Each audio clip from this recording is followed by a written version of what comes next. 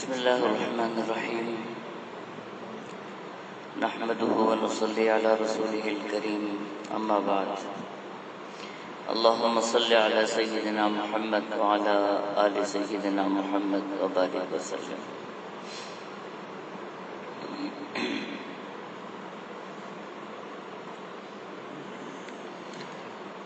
اللہ سبحانہ و تعالی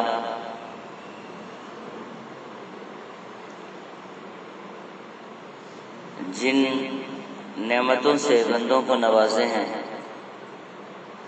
ان نعمتوں میں برکت ایک بہت بڑی نعمت ہے.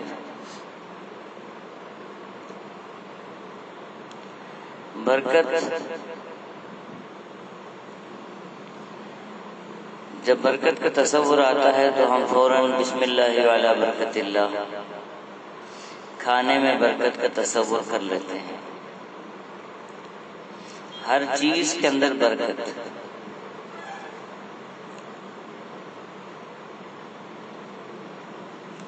انسان کے اوقات میں برکت ہے، مال میں برکت ہے، عمر میں برکت ہے اور رزق و روزی میں برکت ہے.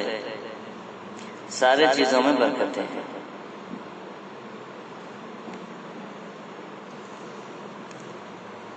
اور یہ برکت کیسے حاصل ہوتی ہے؟ تو اللہ والے فرماتے ہیں برکت کے لیے سب سے پہلے اللہ والوں کی صحبت کی ضرورت ہے. اللہ والوں کے ساتھ اٹھنا بیٹھنا ہو جاتا ہے، ان کی معیت اور ان کی صحبت نصیب ہو جاتی ہے تو خود بخود برکتوں سے بندہ مالا مال ہو جاتا ہے.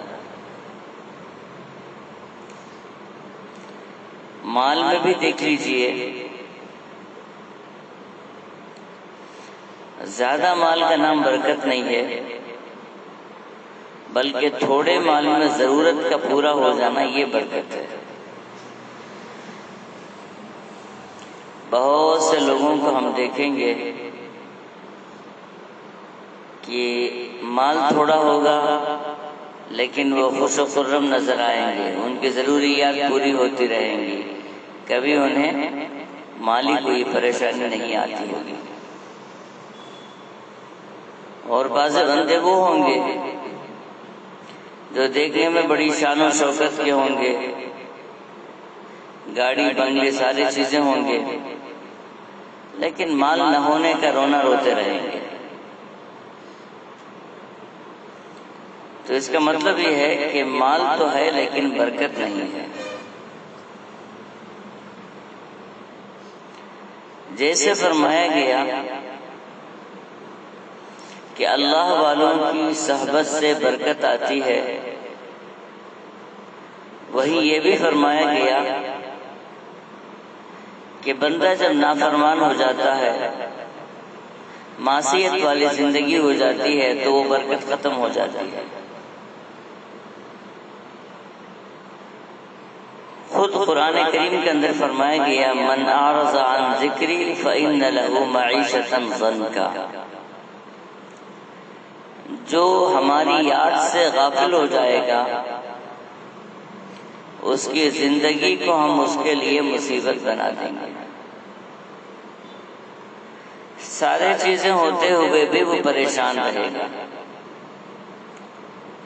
عزتیں اللہ تعالیٰ اس کو اتنے عطا کریں گے کہ دوسرے لوگ تو عشش کرتے رہیں گے، لیکن اس سے پوچھو وہ ہمیشہ کہے گا کہ میں ذلیل و خوار ہو رہا ہوں. نرم و گداز بستروں میں رہ کر بھی اس کو سکون کی نیند نہیں آئے گی. اس کو کہا جاتا ہے فإن له معیشة ضنکا. ابراہیم بن ادھم رحمت اللہ علیہ کا وہ مشہور واقعہ کہ اس زمانے میں نوروز منایا جاتا تھا. یہ بھی شیعہ ہی کی چیزوں میں سے ایک ہے. تو وہ نوروز جب ہوتے تھے تو اس دن خوب قلعے کو سجایا جاتا، تخت کو سجایا جاتا، اور رات بھر سب کے سب عیش و عشرت میں گزارتے تھے۔ ابراہیم بن ادم بھی ایسے ہی رات گزارے۔ رات کا ایک بڑا حصہ گزرا تو اب جا کے بستر میں لیٹے۔ محل کے اوپر کسی کی آہٹ، کسی کی چلنے کی آواز آ رہی تھی۔ اب پریشانی لاحق ہوئی کہ کون چل رہا ہے۔ پوچھے کہ بھائی کون اس وقت محل کے اوپر کون ہے؟ اوپر سے آواز آئی کہ حضور میں ہی آیا ہوں۔ پوچھا کہ کون ہے؟ بولا کہ حضور وہ میرا اونٹ کھو گیا تھا، وہ ڈھونڈنے کے لیے آپ کے محل کے اوپر چڑھایا۔ تو ابراہیم بن ادم اس اندھیری میں کہنے لگا، وہ بیوقوف، اگر تیرا اونٹ گم ہو جاتا تو جاتا جنگل میں صحراؤں میں ڈھونڈتا، میرے محل کے اوپر کیا ڈھونڈ رہا؟ تو فوراً اس نے کہا کہ جیسے آپ کے مکان کے اوپر اونٹ نہیں مل سکتا ہے، ویسے ہی ایسے عیش و عشرت میں خدا بھی تمہیں نہیں مل سکتا ہے۔ تمہاری خام خیالی ہے کہ ساری غفلتوں کے بعد خدا تمہیں مل جائے گا۔ فَإِنَّ لَهُ مَعِيشَةً ضَنْكَا، زندگی تمہاری تنگیوں میں گزرے گی اور خدا نہیں مل سکتا۔ قرآن کریم کہہ رہا ہے وَنَحْشُرُهُ يَوْمَ الْقِيَامَةِ أَعْمَى، یہ دنیا میں تو ان سے سکون چھین لیا جائے گا، آخرت میں انہیں آنکھوں کی بصارت چھین لی جائے گی، کیونکہ ایک ہوتی ہے بصارت اور ایک ہوتی ہے بصیرت۔ بصیرت کہتے ہیں بندہ دل کی آنکھوں سے، دل کے کانوں سے کسی چیز کو دیکھے اور سنے اور اپنے اللہ کو سمجھنے کی کوشش کریں، اپنی زندگی کو بہتر بنانے کی کوشش کریں، مرضی مولا کے موافق اپنی زندگی کو گزارنے کی کوشش کریں۔ یہ جو کوشش ہے یہ بصیرت کی وجہ سے آتی ہے، اور جب بصیرت حاصل ہو جاتی ہے تو بصارت بھی صحیح ہو جاتی ہے۔ اللہ سبحانہ و تعالیٰ فرماتے ہیں کہ دنیا میں انہوں نے بصیرت سے اندھے ہو کے زندگی گزاری تھی، قیامت کے دن ظاہری بصارت ہم ان سے چھین لیں گے، وہ اندھے اٹھیں گے۔ جب اٹھیں گے تو بڑی پریشانی کے عالم میں اللہ تعالیٰ سے کہیں گے ربی لم حشرتنی اعمیٰ وقد کنت بصیرا، یا اللہ یہ ہماری بینائی کہاں چلی گئی؟ ہم وہاں آنکھ بند کرے تھے تو آنکھیں تو ہماری اچھی تھی، اب آنکھ کھولے ہیں تو بینائی ہماری کہاں چلے گئی؟ اللہ تعالیٰ فرمائیں گے کذالک اتتک آیاتنا فنسیتھا وکذالک اليوم تنسیٰ، جیسے تم نے کیا ویسے معاملہ تمہارے ساتھ ہو رہا ہے۔ تم نے آنکھ بند کر کے زندگی گزاری تھی، اب اس آنکھ کو ہم نے مستقل بند ہی کر دیا ہے، بصارت کو تمہاری چھین لیا۔ تو اللہ والے فرماتے ہیں کہ بندہ جب گناہوں میں اپنی زندگی گزارتا ہے تو سب سے پہلے اس سے برکت کو چھین لیا جاتا ہے، اور برکت اور سکون یہ دونوں چیزیں ایک دوسرے ہیں۔ برکت اور سکون دونوں ایک ساتھ میں آتے ہیں، دونوں ایک ساتھ چلے جاتے ہیں۔ تو اللہ والوں کی صحبت سے بندہ کبھی کسی قسم کا نقصان نہیں دیکھے گا، فائدہ ہی فائدہ ہے۔ جیسے ایک جماعت میں بندہ سفر کر رہا ہوتا ہے، جب تک جماعت کے ساتھ چلتا رہتا ہے محفوظ رہتا ہے، جب وہ جماعت سے کٹ کر پیچھے رہ جاتا ہے تو نہ کسی بھیڑیے کے یا موذی جانور کے حوالے ہو جاتا ہے۔ ویسے سمجھو کہ اللہ سبحانہ و تعالیٰ کے جو خاص بندے ہیں وہ اس دنیا میں اللہ کی طرف سے ایک محفوظ دستہ ہے، اس دستے سے جو جڑ جائیں گے وہ محفوظ ہو جائیں گے۔ ان سے جو کٹیں گے وہ اگر درندوں کے حوالے ہو جائے، بھیڑیے کے حوالے ہو جائیں تو کچھ دیر تو اس کو تکلیف ہوگی، پھر تو دنیا سے اس کا خاتمہ ہو جائے گا۔ لیکن یہ بھیڑیا جو نفس ہے اور شیطان ہے، اس کے حوالے ہوا، پھر اس کی دنیا بھی برباد ہے، اس کی آخرت بھی برباد ہے۔ اسی طریقے سے فرمایا گیا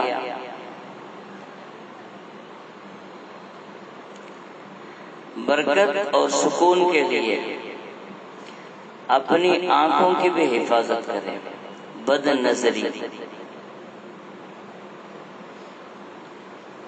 حضرت تھانوی رحمۃ اللہ علیہ کے خلفاء کی بھی عجیب شان ہے کہ ہر خلیفہ اپنے اپنی جگہ کوئی نہ کوئی ایک منکر کو پکڑ لیا، اس کی روک تھام کی فکر میں رہ گیا، اور کوئی نہ کوئی ایک نعمت کی فکر میں رہے کہ ہر بندے کے اندر وہ نعمت آ جائے۔ جیسے مسلم شاہ وسیع اللہ علیہ الرحمہ ساری زندگی نفاقی کا انہیں فکر سوار تھا، ہر چھوٹی سے چھوٹی چیز کے اندر بھی نفاق کو نکال لیتے تھے کہ دیکھو تمہارے عمل کے اندر نفاق ہے، تمہیں اخلاص پیدا کرنا چاہیے، نفاق کو دور کرنا چاہیے۔ دادا صاحب رحمۃ اللہ علیہ فرماتے تھے کہ ایک مرتبہ رات کے 1:30 بج گئے ہیں، موسم سرما ہے، اور اس وقت مریدین کی اتنی کثرت تھی کہ الگ الگ جگہوں میں انہیں سلایا جاتا تھا، تو فرماتے تھے کہ دادا صاحب رحمۃ اللہ علیہ اور نانا صاحب یعنی محمود حضرت رحمۃ اللہ علیہ، ان دونوں کو ایک چھوٹی سی دکان دی گئی تھی، اس دکان کے اندر وہ موٹی موٹی لحاف اوڑھ کر ٹھنڈ کے موسم میں سو رہے تھے۔ تو اچانک رات کے 1:30 بجے کسی کے دروازہ کھٹکھٹانے کی آواز آئی، پوچھے کون ہے؟ بولے کہ میں حضرت کا خادم آیا ہوں، حضرت آپ کو یاد کر رہے ہیں۔ پریشانی لائی ہوئی کہ 1:30 بجے رات کو کیوں بلایا جا رہا ہے؟ اب فوراً دوڑے جا کے دیکھے تو یوں لگتا ہے کہ رات ہے ہی نہیں، کئی مریدین کھڑے ہوئے ہیں اور حضرت جلال میں ہیں، اور اس وقت حضرت کو کوئی خط مل گیا ہے، اس خط میں کچھ الفاظ ایسے لکھے ہوئے ہیں جس سے نفاق ٹپک رہا ہے۔ تو ساروں کو جوڑ کر حضرت جو یہی فرما رہے ہیں، کیا اس کے اندر نفاق نہیں ہے؟ اب بھی اگر تمہارے اندر سدھار نہیں پیدا ہوگا تو پھر کب فائدہ ہوگا؟ تو راتوں کی نیندیں ان کی حرام ہو جاتی تھی، ایک ایک منکر کی روک تھام میں اور ایک ایک نیکی کو عام کرنے میں۔ اسی طریقے سے دیکھ لو حضرت محی السنہ شاہ ابرار الحق صاحب رحمۃ اللہ علیہ کی پوری زندگی احیاء سنت اور کلام اللہ مجوید، ان دو چیزوں پر اتنی محنت جس کی نظیر پیش نہیں کر سکتے۔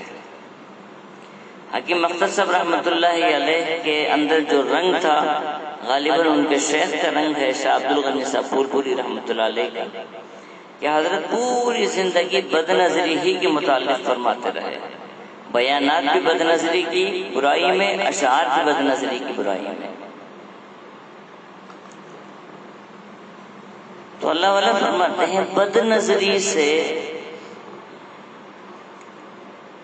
تھوڑی دیر کے لیے تو وقت گزرتا ہے، لیکن دل ہمارے تاریک ہو جاتے ہیں۔ دادا صاحب رحمۃ اللہ علیہ فرماتے تھے لمحوں کی خطا برسوں کی سزا، یہ ایسے ہی مسئلہ ہے، لمحوں کی خطا ہے، بد نظری ہو جاتی ہے، کچھ دیر کے لیے تو حظ نفس حاصل ہو جاتا ہے، لیکن اس کی نحوست جو ہے بڑی لمبی چلتی ہے، اس کی وجہ سے باطنی جو کیفیات ہوتے ہیں وہ سلب ہو جاتے ہیں۔ اب اس سلسلے میں اگر واقعات میں پیش کروں تو اس وقت کی تنگی ہے، میں واقعات کے بد نظری سے کیا کیا حال ہوئے۔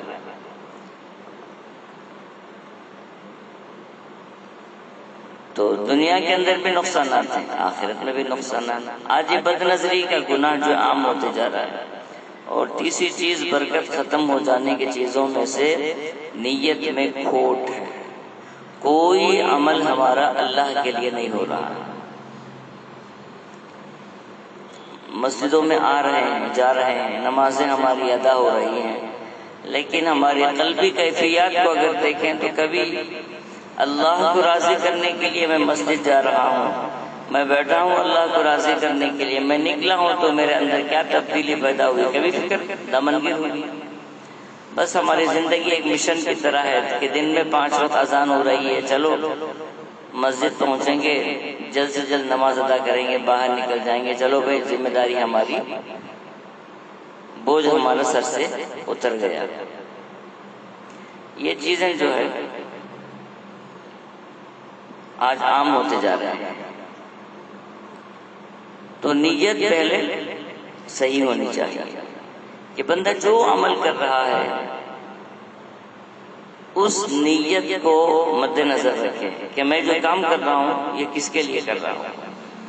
میں عبادت کر رہا ہوں اللہ کے لیے، تلاوت کر رہا ہوں اللہ کے لیے، خدمت خلق میں مصروف ہوں اللہ کے لیے، ساری چیزیں، حتیٰ کہ گھر میں داخل ہونا، گھر سے باہر ہونا، نکلنا، یہ ہماری ضروریات میں سے ہیں، لیکن اس کو بھی بندہ اگر چاہے تو عبادت بنا سکتا ہے۔